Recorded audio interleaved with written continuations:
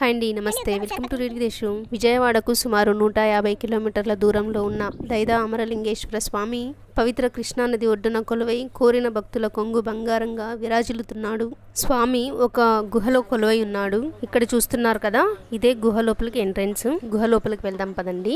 ఈ ఆలయం ఎండోమెంట్ అధీనంలో ఉంది కాబట్టి ఇక్కడ ఏసీలు, ఫ్యాన్లు, లైట్లు, లోపలికి వెళ్ళడానికి రావడానికి ఏ ఇబ్బంది లేకుండా ఉందండి. గుహ లోపల చూసారా ఎంత బాగుందో, చూడడానికి చాలా బాగా అనిపించింది నాకైతే. నేను ఫస్ట్ టైం వెళ్ళడం గుహలో దేవస్థానంలోకి. ఇది స్వామివారిని చూడడానికి లోపలికి వెళ్తున్న దారండి. స్వామివారిని చూసాక అమ్మవారిని చూడడానికి, అలాగే అక్కడ నుండి బయటికి రావడానికి ఉన్న దారి సాహసోపేతంగా ఉంటుంది. అది కూడా సెకండ్ పార్ట్ లో చూపిస్తా అండి.